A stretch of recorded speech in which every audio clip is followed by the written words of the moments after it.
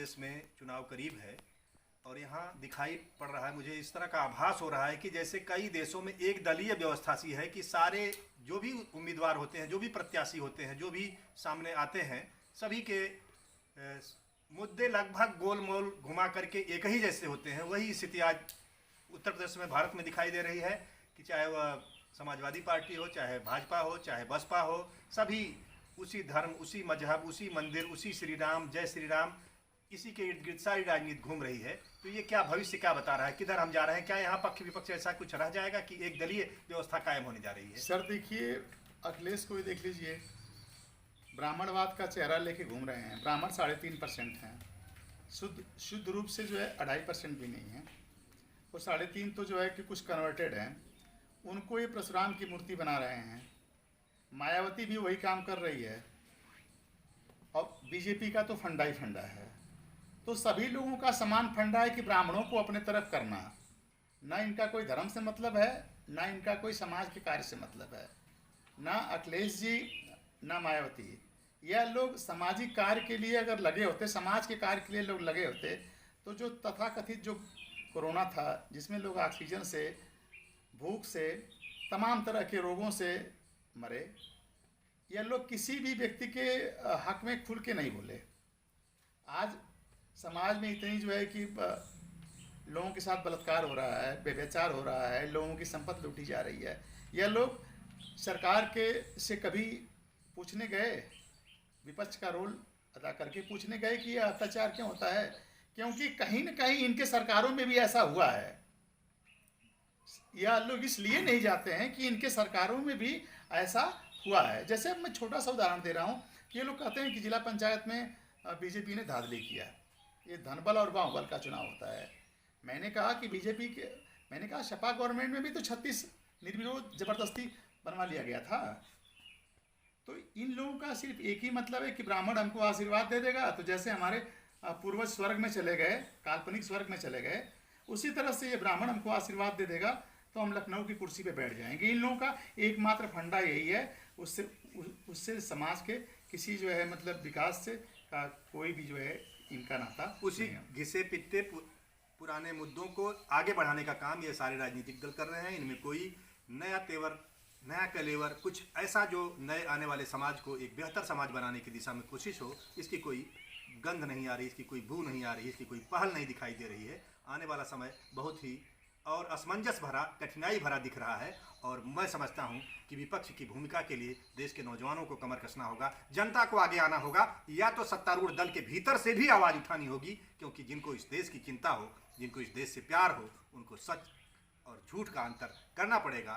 और सच के लिए लोगों को मजबूर करने के लिए हमारा जन्म सिद्ध अधिकार है। और उसके लिए जो उतरता है वही असली भारतीय है। उसी को इस देश के लिए, इस देश की सुरक्षा के लिए, इस देश की आज़ादी के लिए, इस देश की सच्ची प्रगति के लिए हम अपना प्रतिनिधि मानेंगे, इसकी ज़रूरत है।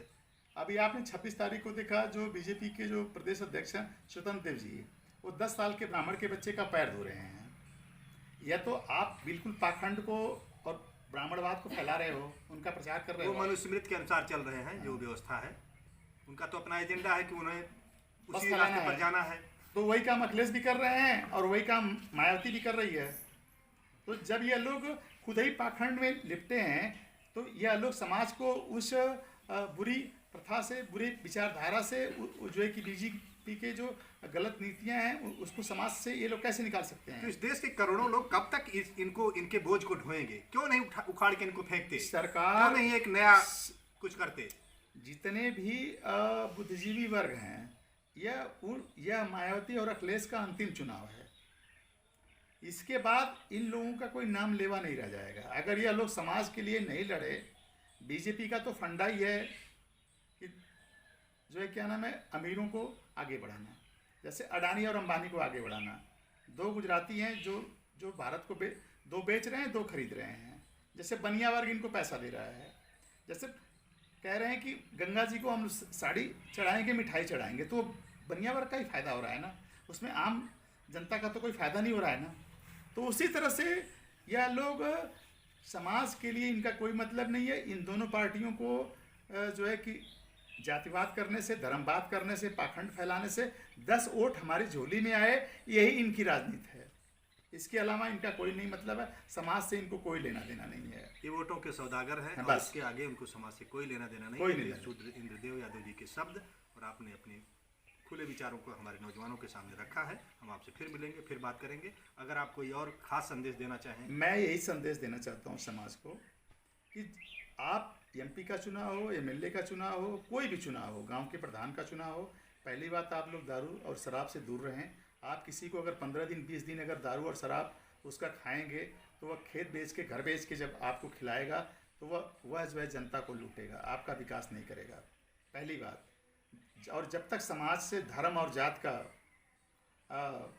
जो है लेवल नहीं हटेगा, तब तक समाज का विकास नहीं हो सकता है। आप किसी भी दल के योग्य व्यक्तियों का चयन करिए, वही समाज का जो है क्या विकास कर सकता है। जो पढ़ा लिखा हो, जो बुद्धिजीवी हो, आप उसको यहाँ तक भी कह सकते हैं कि वो पढ़ा लिखा ना हो, केवल कि लिखा पढ़ा हो, तो और बड़ी बेहतर है। तो समाज में अगर जो व्यक्ति का चुनाव होगा, दल रहित होगा, जात रहित होगा, तो विकास होगा। वरना हम जात और धर्म के चक्कर में देश को खोते जा रहे हैं, और फिर हम जो पहले कभी अंग्रेज़ों के गुलाम थे, आज अपने देश के लोगों के ही गुलाम हो रहे हैं, और फिर विदेशी हमको जो है उनको हटा के फिर से हम इन दोनों को गुलाम बना लेंगे, फिर से गुलाम बना लेंगे। पाखंडियों और ठगों को दान, मान और मतदान तीनों बंद करना होगा। इसके बिना हम नए भारत की नींव नहीं रख सकते। बहुत बहुत धन्यवाद आपको। आपको भी बहुत बहुत धन्यवाद।